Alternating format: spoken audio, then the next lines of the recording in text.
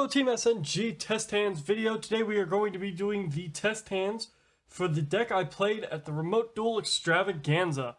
Deck profile is featured on the channel earlier this week. If you haven't seen it, check out the link down below. Or up at the top of your screen right now. Alright, so while I got your attention, I want to ask you guys, leave us a like, leave us a comment, leave us a subscribe. While at the event, we did play Unchained, but we put a bit of a spin on it, putting in Fallen of Albaz as well, just to give the deck some extra power. The benefit of this was, well, it did work. Fallen of Albaz stole us a few games here and there. The deck is typically a going second deck, but it definitely has the potential to go first, and actually performed very well. So, we're going to show you 2 going first test hands and 2 going second test hands, where we draw 6 cards instead of 5. On top of playing this at the event, we did play a pure Fallen of Albaz deck, which will be featured on the channel next week. Make sure you leave us a subscribe so that you guys see that video. Alright, that all being said, let's just get into it.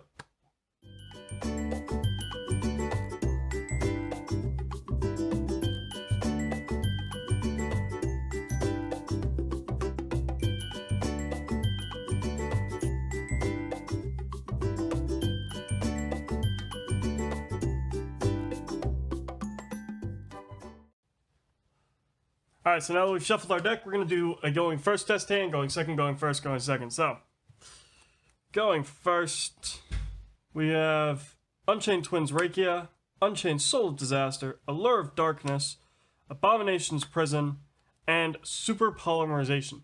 So this isn't the greatest of openings, just because our normal summon is already here, and we haven't got any of our Unchained traps. But we can definitely do something with this. So first of all, seeing as we want an Unchained trap, we're going to activate our Allure of Darkness and draw Wailing of the Unchained Souls and another Allure of Darkness. That's perfectly fine. We're totally fine with banishing off our Unchained Soul of Disaster because we're likely going to be summoning it from the deck anyway. So we'll banish that off. At this point, we're going to go with Abomination's Prison and search out our Unchained Aruha. This is the best starter the deck has. Now that we've got our Aruha in hand, and we do have a Unchained spell trap that we can set on the field, we'll set our Unchained Wailing of Souls, activating our Aruha, target our Wailing of Souls to pop it, and that will then let us special summon from the deck our Unchained Twin Sarama. Unchained Twin Sarama can then let us special summon back, set back our Wailing of the Unchained Souls to pop our Unchained Twins Aruha. This will then let us special summon our Unchained Soul of Disaster. Now there are other things we could summon, but at this point we do kind of want to just go into one of our Link monsters. Now we're going to activate our Wailing of the Unchained Souls, because that way we have it active on our opponent's turn. And then we're going to link our Sarama and our Disaster off for our Unchained Soul of Rage. At this point, we're going to use our normal summoning our Unchained Twins Rakia. We can now activate Allure of Darkness to draw 2 more cards. Banish off our Abominable Unchained Soul, which is a bit unfortunate. We definitely don't want to be banishing that off. But we did draw another Allure, so we can try again. Wow, that's painful. So we now banished off 2 of our Abominable Unchained Souls. But we do have our Abominable Chamber of the Unchained, which is great because we can now use Rakia to pop our Abominable Chamber of the Unchained to special summon our 3rd and final Abominable Unchained Soul on our opponent's turn. Or, if we get desperate, we could use our Unchained to special summon back our Sarama or even our Unchained Soul of Disaster on our opponent's turn as well. We do have Super Poly still in hand for later turns, which is fantastic. At this point on our opponent's turn, when they special summon, we can easily link away our Unchained Soul of Rage and something that they've special summoned to go into our Unchained Soul of Anguish. And this is something that I did several times throughout the tournament to take off Eldritch Zoo, because if you link away something off of their field, they typically have a hard time continuing on, especially if you're linking off their Zodiac monster. that they've spent their normal summon on. Alright, so on to our next test hand.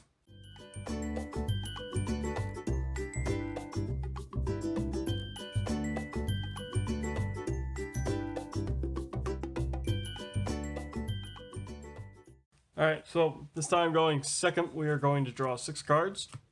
Rakia again, Sarama, Fallen of Albaz, Allure of Darkness, Unchained Soul of Disaster, and Torrential Tribute. Now, Torrential Tribute is a really nice trap for this deck to have access to.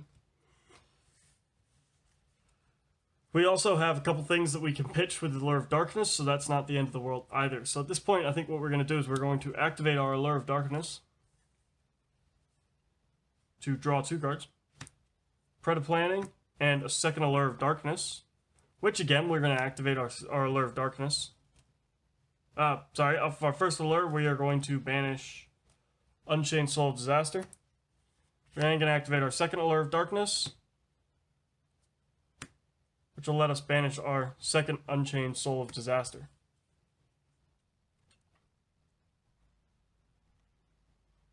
So at this point, we do have a couple different ways we could try and play this.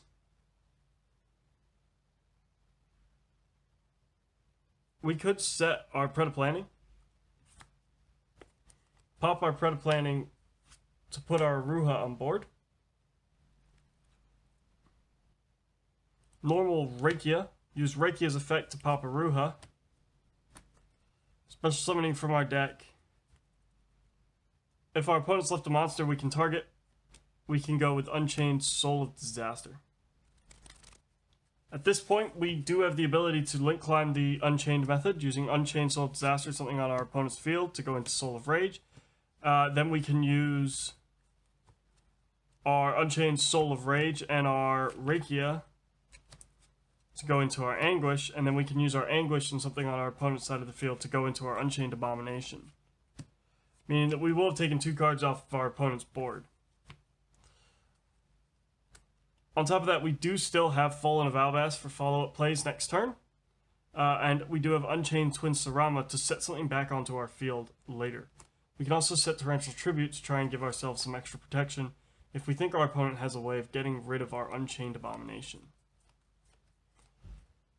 So that's what this deck can do going second. It can definitely turbo out its big boss monster. Going first, it does play that nice little control variant that we saw in the last test hand.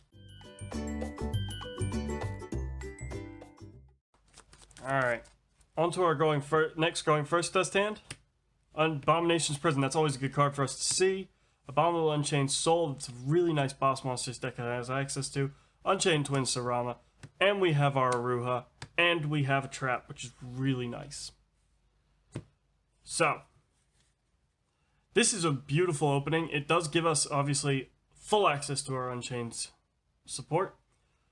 We can set our Escape of the Unchained, activate Aruha, pop Escape, use Escape to summon to the field our Sarama. Then we use Sarama, targeting the Escape, set the Escape, pop the Aruha. Aruha then summons to the field our Rakia. At this point, we still have 3 cards in hand. We have lots of different options here. We could actually set our Abomination's Prison as well, because if our opponent does dare to pop our back row, then that gives us 2 chances at getting an Unchained monster on the field. The minute any of our back row or any of our monsters on the field get popped, then we can summon our Abominable Unchained, pitching our Sarama to pop something on our opponent's side of the field as a non-targeting pop, which is really nice. So this is actually a really nice board for us to end up on. The really cool thing... The thing this board can do for us, though, is if our opponent special summons something we're a bit concerned about, we can activate our Escape of the Unchained, targeting our Rakia and a card on our opponent's side of the field. And then we can use our Rakia and pop our Sarama as well, replacing both of these twins with something much bigger. In a different copy of our Abominable Unchained Soul, and a copy of the Unchained Soul of Disaster. So we can put our bodies on board, really pushing our opponent's backs to the wall. On top of that, we're going to pop yet another card on our opponent's side of the field using our Unchained Soul. Abominable Unchained Soul in this situation. So we've put ourselves in great shape here, just due to the fact we now have a 3,000 beater that has popped something on our opponent's side of the field. We have a trap card that has popped something on our opponent's side of the field. And we have a 3,000 booty that's just sitting here waiting to take stuff off our opponent's field on their turn. On our next turn, sorry. And we have searchability in our Abomination's Prison to search anything out of our deck and add it to our hand. So this was a fantastic opening. On to our final going second test hand. This time we're going to, if we see Fallen of Albaz, I'm going to show you what we can do with him. Because he definitely does give this deck the ability to play. And when I played against Eldritch Zoo, or Zood Lich, or whatever we're calling it these days, whenever I played against them, I was able to fuse off Fallen of Albaz and Golden Lord. And there wasn't a whole lot my opponent could do when that happened. Alright, Allure of Darkness, Abominable Unchained Soul, Rakia, Allure of Darkness, Fallen of Albaz, again, great card to see. We're going to show you how that works. And Super Polymerization. So we've gone second here. We actually have Super Poly, which is also really nice, because Fallen of Albaz can be a bit hit or miss in that it is negatable. But Super Poly isn't, and you can use Super Poly, chain it to something that would negate Fallen of Albaz, and then fuse off Fallen of Albaz. Or you could just normal summon Fallen of Albaz, not use his effect, and Super Poly him off. So we're going to go with our Allure of Darkness, Escape of the Unchained, and a Ruha. You know what? I am fine with that. We are going to now send off our Abominable Unchained Soul, because you know what? I don't need him. I have a solution now. Alright, now what we're going to do what we just showed you. We're going to set our escape. We're going to reveal our Ruha, pop our escape. Escape is going to get us our Sarama. Sarama is going to reset the escape and pop the Aruha. And that will then get us our...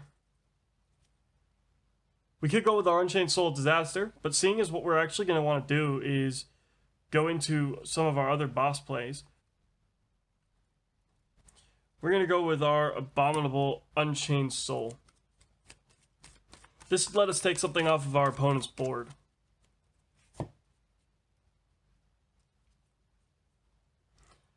At this point,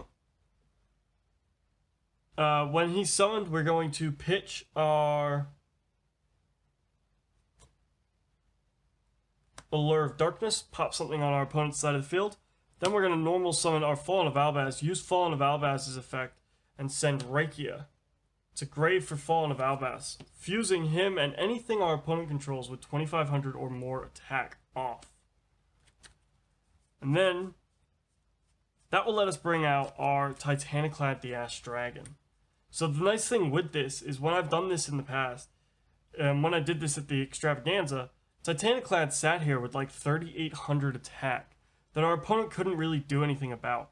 We've also, at this point, taken 2 cards off of our opponent's board, and we do have Escape of the Unchained set. Now, we can't activate it this turn, but we do have it to break our opponent's board next turn. On top of all of this, you know, we're looking at, say, 3,800. That just requires you to fuse off something that's level 8, level 9 or higher off of your opponent's field, which this day and age isn't the hardest thing when you've got things like Virtual World spamming level 9s on the board. So, Titaniclad the Ash Dragon, say it's sitting, even if we say it's only sitting at 3-5, meaning you've taken something that's level 6 off your opponent's board, Abominable Unchained Soul is going to have taken something quite large off your opponent's board potentially as well. So, 3,000 plus 3,600 plus 1,500, that is an OTK right there. On top of that, we do have Super Poly in hand for future plays on our next turn. And we're in generally quite good shape here. So this gives you an idea of what the deck can do going second again. It does show you it does have the potential to OTK, what with your Abominable Unchained, your Titaniclad the Ash Dragon, and the ability to just spam out all of your stuff by popping your own things. Anything your opponent does as a retaliation is likely going to give you some sort of advantage. So, I hope that you guys have found this informative. Do leave us a like, leave us a comment, leave us a subscribe. If you haven't checked out the deck profile, link is down below. It's also up here above right now. And with that all being said, I'd like to thank you guys for watching. And I'll see you guys at the next video.